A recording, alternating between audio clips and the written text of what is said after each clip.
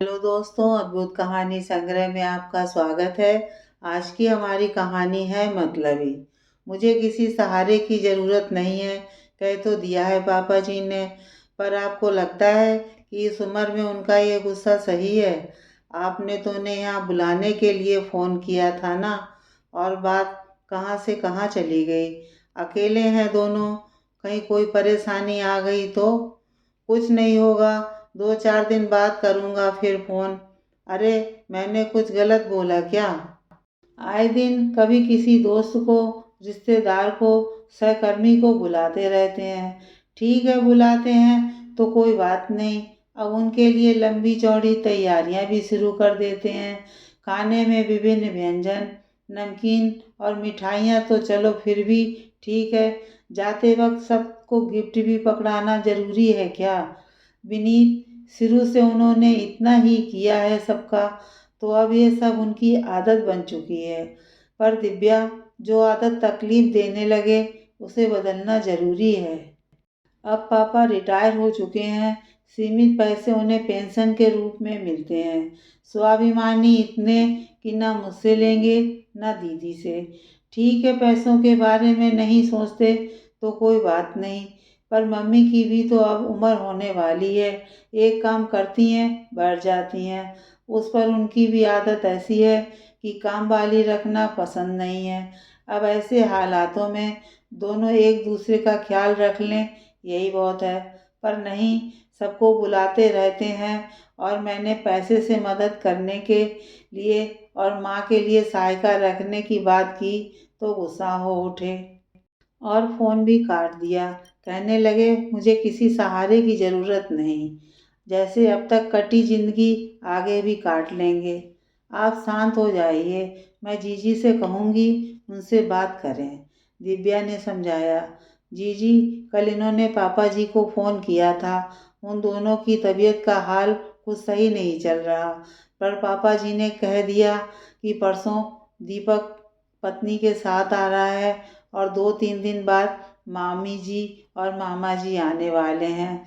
उस पर इन्होंने कहा सबको मना कर दीजिए और कह दीजिए कि आप हमारे पास चेकअप के लिए आ रहे हैं। अभी किसी की आवभगत से ज़्यादा ज़रूरी आप दोनों की सेहत है। पापा जी मानने और आने को तैयार ही नहीं हो रहे थे, तो इन्होंने थोड़े कड़े लहजे में कह दिया, आपके जितने मित्र और रिश्तेदार हैं ना, सबके सब सिर्फ हंसने बोलने, टाइम पास करने वाले हैं।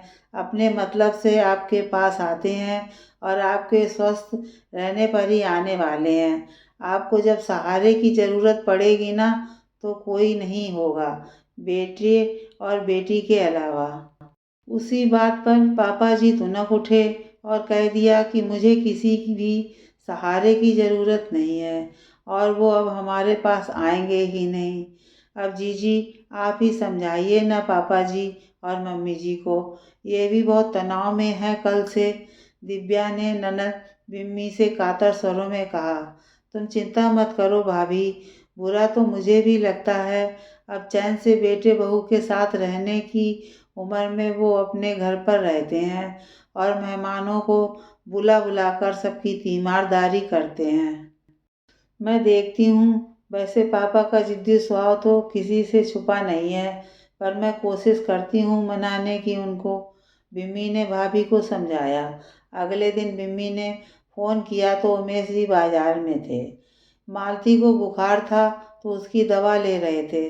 मालती की तबीयत ठीक नहीं, वो तो उठ भी नहीं पा रही बेड से। दीपक और उसकी पत्नी आ रहे हैं, तो वही सामान वगैरह लेने आया था। पर तुम्हारी मम्मी तो मुझे नहीं लगता कुछ बना पाएंगी, और मुझे तो खिचड़ी के अलावा कुछ आता भी नहीं। उमेश जी परेशान से थे। तो पापा खिचड़ी ही बना लीजिए ना, दीपक आपका भांजा है, कोई दूसरा थोड़े ही है जो आपकी मजबूरी नहीं समझेगा।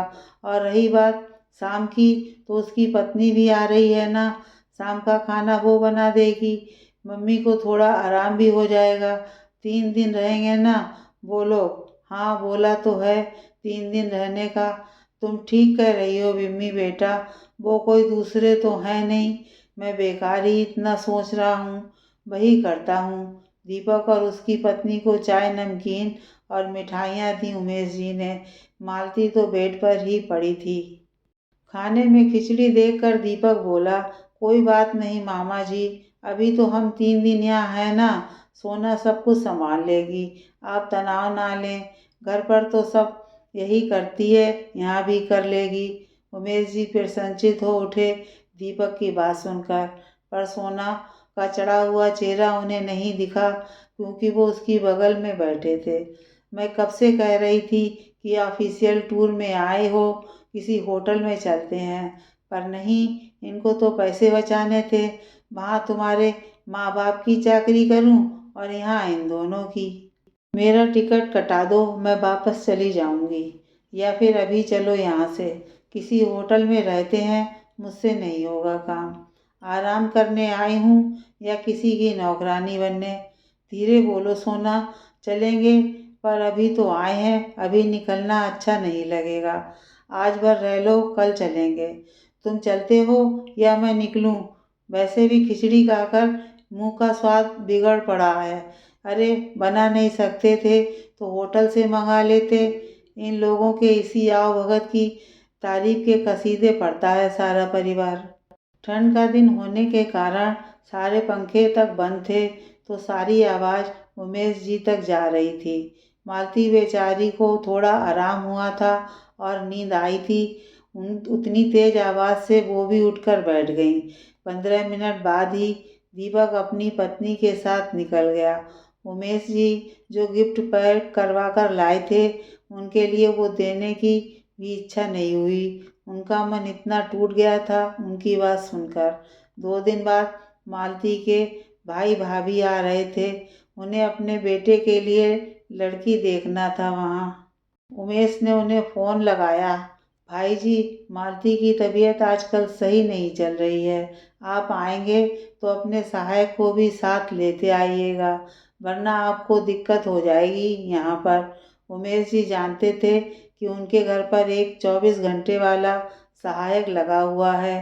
अरे 9 की लकड़ी 90 खर्च, हवाई जहाज में सहायक के आने जाने का खर्च कितना लग जाएगा, हिसाब है आपको? और आप फिक्र ना करें, हम कोई कमरा भी बुक कर लेंगे, 1 दिन की तो बात है। मौका लगा तो ननद जी को देखने आएंगे, जवाब मालती की भाभी ने दिया। उमेश जी के आगे सब शीशे सा साफ था। लोग उनके घर उनसे मिलने या प्रेम स्नेहवश नहीं आते, अपने काम के लिए आते हैं। काम ना हो तो कौन आए भला, सबको अपनी सहूलियत दिखती है। अगले महीने आने वाले रिश्तेदारों और मित्रों को भी फ़ोन कर दिया है उन्होंने, पर ये किसी ने नहीं कहा मालती की तबीयत खराब है तो हम पहले आ जाते हैं या आकर सेवा कर जाते हैं। या किसी ने ये नहीं कहा कि आप दोनों हमारे घर आ जाइए। सच में विपत्ति में कोई सहारा नहीं देता। मालती, थोड़ी हिम्मत करो, हम विनीत के घर चलते हैं। उमेश जी ने देखा बुझी बुझी सी मालती के चेहरे पर मुस्कान आ गई है। जी, आपने कौन सा जादू कर दिया? कल पापा जी फ़ोन करके इनसे माफ़ी मांग रहे थे और कह रहे थे अपने बच्चों के सहारे से बड़ा दुनिया में कोई सहारा नहीं हो सकता। ये मैं समझ गया हूँ और तुम्हारे पास आ रहा हूँ। भाभी, ये जादू मेरा नहीं, परिस्थितियों का है। कभी कभी छोटी मोटी परिस्थितियाँ बड़ी सीख दे जाती हैं, जो पापा को दे गईं और उन्हें समझा गईं कि अपनों से बड़ा कोई सहारा नहीं। बिम्मी खुश होती हुई बोली। विनीत और दिव्या पापा मम्मी के आने की तैयारी में खुशी खुशी लग गए। ज़्यादा खुशी इस बात की थी कि उन्हें अपने और वक्त के यारों में फ़र्क समझ आ गया था।